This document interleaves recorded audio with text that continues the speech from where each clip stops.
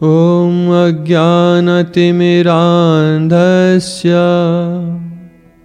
ज्ञानाञ्जनशलाकया चक्षुरुन्मीलितं येन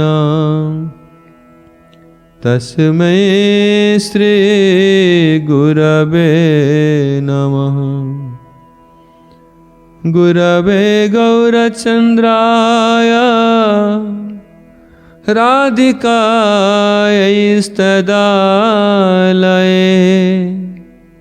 कृष्णाय कृष्णभक्ताय तद्भक्ताय नमो नमः। श्रीमद् भगवद गीता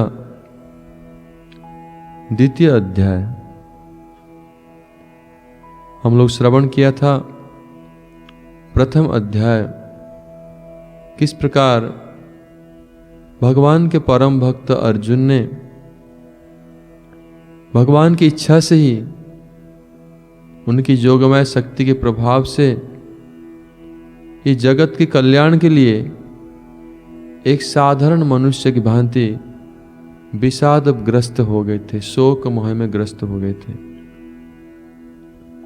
आज द्वितीय अध्याय में हम लोग श्रवण करेंगे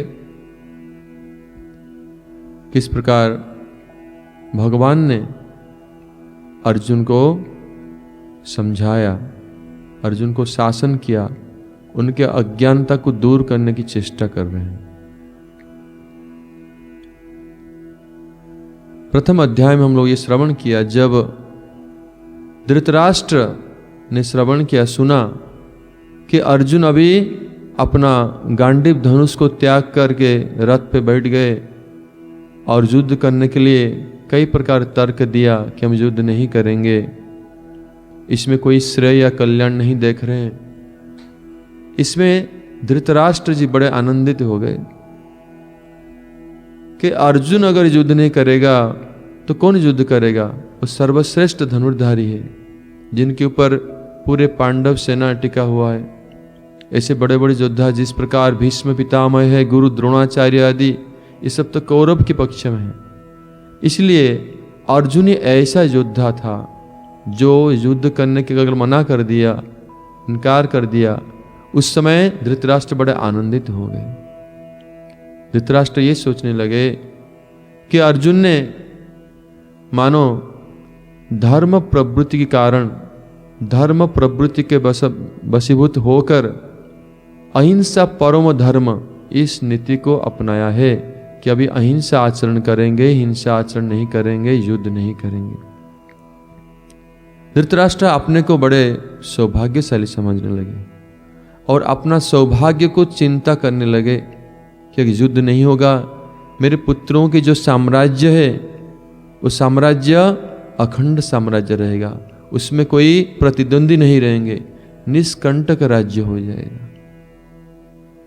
परंतु उनके जो सचिव और मंत्री संजय, जो कि युद्ध क्षेत्र की बात को सुना रहे धृतराष्ट्र को, वो बड़े चतुर थे। वो समझ गए धृतराष्ट्र के मनोभाव क्या है।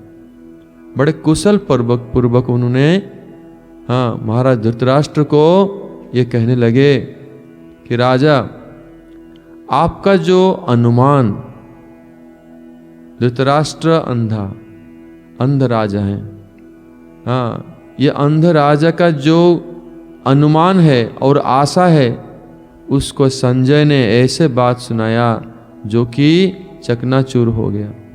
उस समस्त अनुमान और आशा को चूर्ण करते हुए भगवान कृष्ण को मधुसूदन बतलाया। मधुसूदन माने जिन्होंने मधु दैत्य को विनाश किया था।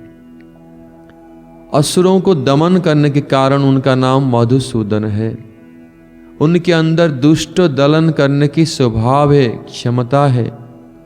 आज मधुसूदन साक्षात अर्जुन के रथ में सारथी के रूप में विद्यमान है। उनके परम सखा हैं, हितैषी हैं और उनको निर्देश देने वाले हैं। इसलिए मधुसूदन क्या कर रहे हैं? कृष्णा सोच रहे हैं कि चिंता किया भगवान ने कि अर्जुन के हृदय में वो दुष्ट दलन स्वभाव को दुष्ट दलन करने की जो संस्कार को संचार करेंगे, ताकि अर्जुन भी ये बड़े बड़े जो पाखंडी हैं, असुर हैं, जो अधर्म की पक्ष में दंडायमान है, इनके सब प्रकार वध करके विनाश करके शुद्ध धर्म को स्थापन कर पाएंगे। इसलिए दुष्ट दलन करने की जो संस्कार को उनके हृदय में संचार कर रहे हैं, क्योंकि अर्जुन का इस समय युद्ध क्षेत्र से हट जाना माने धर्म स्थापित नहीं हो पाएगा, अधर्म प्रबल हो जाएगा। इसलिए संजय परोक्ष रूप में धृतराष्ट्र को बोल रहे हैं कि अभी मधुसूदन, जिन्होंने मधु दैत्य का विनाश किया था, दुष्टों को दलन करने में समर्थ हैं, आज अर्जुन के हृदय में अपना दुष्ट दलन संस्कार को संचार करते हुए समझा रहे हैं, शक्ति संचार कर रहे हैं, ताकि वो आपके जो अधर्मी पुत्र हैं उनका विनाश करेंगे अर्जुन। और इसलिए आपके अंदर जो आशा व पोषण कर रहे हैं उसको त्याग कर दीजिए। आप अधिक राज्य प्राप्ति के लिए आशा अभी मत कीजिए। संजय पुनः भगवान कृष्ण की उक्ति को वर्णन करने के लिए वर्णन करते हुए ये कह रहे हैं कि युद्ध करना क्षत्रिय का स्वधर्म है। भगवान अभी कहेंगे आगामी श्लोक में कि युद्ध करना क्षत्रिय का स्वभाव है। ये ऐसे अर्जुन को समझाएंगे, इसलिए युद्ध करना ही उचित है अर्जुन के लिए। अभी हम ये है पृष्ठभूमि। इस परिप्रेक्ष्य में संजय कह रहे हैं धृतराष्ट्र को, ये दूसरा अध्याय की पहला श्लोक है। संजय उवाच तम तथा कृपयाविष्टमश्रुपूर्णाकुलेक्षणम् विषिदन्तमिदं वाक्यमुवाच मधुसूदन। तम तथा कृपयाविष्टमश्रुपूर्णाकुलेक्षणम्, कृपया आविष्टम अर्थात अर्जुन कैसे हैं? न कृपा में करुणा में आविष्ट हैं, करुणा में अभिभूत हैं। अश्रुपूर्णाकुलेक्षणम् अर्थात अश्रुपूर्ण नेत्र में या व्याकुल नेत्र में, ऐसे जब भगवान को उन्होंने ऐसे वाक्य कहा, अर्जुन को ऐसे अवस्था में जब भगवान ने देखा मधुसूदन ने, तब भगवान अपने वाक्य, भगवान उनको अभी अपने वाणी सुनाने जा रहे हैं। संजय ने कहा जैसे ऐसे करुणा में अभिभूत अश्रुपूर्ण और व्याकुल नेत्र युक्त विषाद युक्त अर्जुन को श्री भगवान ने देखा, तो निम्नोक्त वचन उन्होंने उनको कहा। अभी क्या भगवान कह रहे हैं? श्री भगवान उवाच कुतस्त्वाकस्मलमिदं विषमे समुपस्थितम् अनार्यजुष्टमस्वर्ग्यमकीर्तिकरमर्जुन। ये दूसरा अध्याय की दूसरा श्लोक है। कुतस्त्वाकस्मलमिदं विषमे समुपस्थितम्, किस कारण? कुतस्त्व माने किस कारण? कुतस्त्वा कस्मलमिदम, ये जो कस्मल है अर्थात ये जो मोह है, कैसे अर्जुन तुम्हारे अंदर ये दिखाई पड़ा? विषमे अर्थात ये विपद के समय में, घोर संकट समय अर्थात युद्ध क्षेत्र में जब युद्ध करते हैं उस समय तुम्हारा क्षत्रिय का जो कर्तव्य करना चाहिए उसको छोड़ करके ये अभी मोह में, शोक में अभिभूत होना, ये कोई अच्छे लक्षण नहीं। ये अनार्य जुष्टम अर्थात आर्यों के द्वारा यह आचरित धर्म नहीं, आर्य लोगों के द्वारा असम्मानित, अर्थात जिस आचरण को सुप्रतिष्ठित आर्य लोग सम्मान नहीं देते हैं, पसंद नहीं करते हैं, इसको कहते हैं अनार्य जुष्टम। अस्वर्ग्यम अर्थात अस्वर्ग्यम अकीर्तिकरम, अस्वर्ग्य माने ये ऐहिक इस जगत की सुख के लिए भी प्रतिकूल है, और अकीर्ति कर्म माने परमार्थिक विचार से भी ये उपयुक्त नहीं, ये प्रतिकूल है तुम्हारे सब प्रकार से। इसलिए भगवान ने कहा, है अर्जुन, किस कारण तुम में ये भीषण विपत्ति के समय ऐसे अनार्य दुराचरण और स्वर्ग और कीर्ति को के प्रतिकूल ऐसे मोह उपस्थित हो गया। इस अध्याय में भगवान ने अर्जुन का भी अपना अमृतमय उपदेश सुनाने जा रहे हैं। विशेषकर जो आत्मा अनात्म विवेक जब तक प्राप्त नहीं हो गया तब तक एक व्यक्ति शोक और मोह रूपी अंधकार से मुक्त नहीं हो सकता। ये शोक मोह से मुक्त होकर जो मुक्त जीवी लोग परम आनंदमय अवस्था को प्राप्त करते हैं या वास्तविक सत्य का खोज करते हैं, सत्य को अनुभव कर पाते हैं, अपना कर्तव्य अपना धर्म को अनुभव कर पाते हैं, तो ये तभी संभव होगा जब शोक मोह रूपी अंधकार से कोई मुक्त होगा। और ये भगवान इसीलिए अर्जुन को ये अध्याय में आत्म अनात्म युक्त जो विश्लेषण करते हुए वास्तविक विवेक कैसे प्राप्त होगा ऐसे उपदेश भगवान प्रदान कर रहे हैं। और यहां अर्जुन को उन्होंने कह रहे हैं कि ऐसे विपद समय में, ऐसे युद्ध के में संकट समय में ऐसे कैसे ऐसे अनार्य अस्वर्ग्यम अकृत्यकरम ऐसे स्वभाव कैसे तुमको आश्रय किया, किस कारण ऐसे हुआ। भगवान ऐसे उनको मानो भगवान उनको चास्टाइज करना, शासन करना शुरू कर दिया। कुतस्तकस्मलमिदं विषमसौ, कैसे उनको शासन किया ताकि अर्जुन के अंदर से जो मोह है वो नष्ट हो जाए। युद्ध करना क्षत्रियों का स्वधर्म है। और युद्ध के समय में, युद्ध क्षेत्र में ये युद्ध से विरत होना ये क्षत्रिय के लिए अच्छा लक्षण नहीं। इसमें स्वर्ग मोक्ष और कीर्ति हर प्रकार से वंचित हो जाएगा। इसलिए अर्जुन कह रहे हैं, अर्जुन को भगवान कह रहे हैं कि ऐसे समय में तुम्हारा वैराग्य होना ये अनार्य के लक्षण है, ये कोई आर्य का लक्षण नहीं है। अर्थात ये मुक्ति के विरोधी हैं, परलौकिक कल्याण प्राप्ति के विरोधी हैं, कीर्ति के विरोधी हैं। इसलिए लौकिक सुख या कीर्ति को नाश करने वाला है। इसलिए भगवान ऐसे करके उनको तिरस्कार कर रहे हैं, निरुत्साहित कर रहे हैं। ऐसा करने के लिए बिल्कुल भगवान इसके विरोध में ही उनको समझा रहे हैं। अभी अगले श्लोक में भगवान कह रहे हैं, क्लैब्यं मास्मगमः पार्थ नैतत्त्वयि उपपद्यते क्षुद्रं हृदय दौर्बल्यं त्यक्त्वा तिष्ठ परन्तपः।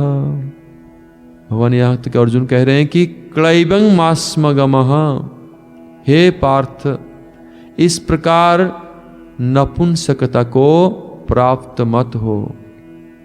क्लैब्यं माने नपुंसक, क्लीब भाव या नपुंसकता, कायरता। ऐसे कायर भाव को प्राप्त मत करो, इसको त्याग दो, ये तुमको शोभा नहीं देता है। हे परंतप, परंतप माने क्या? पर माने जो शत्रु, जो शत्रुओं को ताप प्रदान करके युद्ध करने में समर्थ हैं उनको कहते हैं परंतप। शत्रुओं के ऊपर भारी पड़ते हैं। हे परंतप, तुम ऐसे क्षुद्र हृदय दुर्बलता को परित्याग करो। ऐसे कमजोरी, दुर्बल भाव हृदय का मोह शोकग्रस्त होना ये तुमको शोभा नहीं देता है। इसलिए युद्ध करने के लिए तैयार हो जाओ। तो भगवान यहां कह रहे हैं अर्जुन को कि क्लाइबंग माने क्लीब धर्म, कायरता, कातरता, ये तुम्हें शोभा नहीं देता, क्योंकि तुम पार्थ हो, तुम परंतप हो, तुम मेरे सखा हो। क्लाइबंग मास्म गमह पार्थ। पार्थ नाम किस लिए पड़ा? वसुदेव महाराज भगवान कृष्ण के पिताश्री हैं। उनके बहन कुंती देवी के पुत्र होने के नाते अर्जुन का नाम पार्थ पड़ा। और कैसे अर्जुन का जन्म हुआ था? जब महाराज पंडु शापग्रस्त हुए थे, उस समय महाराज पंडु के निर्देश से कुंती देवी ने उस मंत्र को उच्चारण किया, उस मंत्र को उन्होंने आह्वान किया, मंत्र शक्ति को, जो उनको दुर्वासा ऋषि से प्राप्त हुआ था। एक बार दुर्वासा ऋषि को उन्होंने सेवा के द्वारा ऐसे प्रसन्न किया था, उन्होंने एक सिद्ध मंत्र प्रदान किया था, जिस मंत्र को कभी भी अगर प्रयोग करके कोई देवताओं को बुलाना पड़े, वो देवता वहां विराजमान हो जाते हैं, आ जाते हैं और उनसे अपना मनोरथ को प्राप्त कर सकते हैं। कुंती देवी ने उस समय विशिष्ट देवताओं को उन्होंने आह्वान किया था। धर्मराज और वायु देवता और इंद्रदेव, धर्मराज को आह्वान करके उन्होंने पुत्र कामना किया, तो उन्होंने एक पुत्र प्रदान किया जो कि युधिष्ठिर महाराज हुए। वायु देवता को आह्वान करते हुए उन्होंने पुत्र कामना किया, जिनके कृपा से वो भीमसेन की जन्म हुआ। और देवराज इंद्र को उन्होंने आह्वान करके उनसे पुत्र कामना किया, तो वो हो गए अर्जुन। इसलिए पार्थ ये देवराज इंद्र की कृपा के पात्र हैं, कृपा से जन्म हुए हैं। इसलिए देवराज इंद्र जैसे शक्तिशाली, ऐसे तुम परम शक्तिशाली, इसलिए तुम इस कायरता को त्याग करो, तुम मेरे सखा हो। भगवान है महामहेश्वर, जो समस्त जगत के सर्वशक्तिमान ईश्वर हैं, तो उनकी सखा होने के नाते अर्जुन ऐसे शक्तिशाली होना चाहिए, ना कि ये कायरता उनको शोभा देता है। इसीलिए भगवान ऐसे उनको कठोर वचन के द्वारा उनको शासन करके उनके अज्ञानता को दूर करने की चेष्टा कर रहे हैं। अगर अर्जुन कहें कि मेरा कायरता नहीं, ना हम में कोई शूरता का अभाव है, वीरता का अभाव है, मैं तो इन लोग के ऊपर दया कर रहा हूं, क्योंकि तो मरण मुख है, ये धृतराष्ट्र के पुत्र, ये तो विनाशील है ही, एक दिन तो मर जाएंगे, उनको क्यों मारने जाऊंगा? मैं तो ये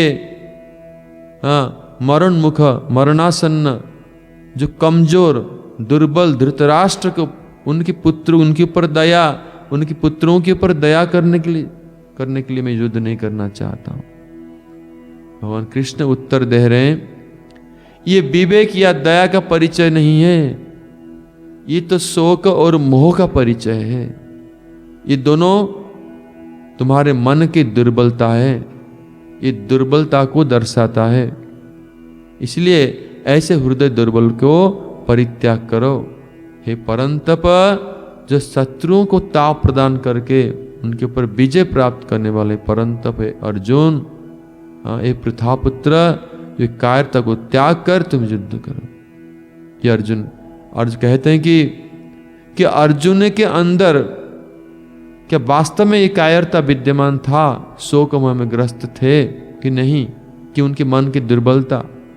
ये तो भगवान जगत को शिक्षा दे रहे हैं। अर्जुन ने स्वयं अपने शब्द में उन्होंने स्वीकार किया था। भगवत गीता प्रथम अध्याय में अर्जुन कह रहे थे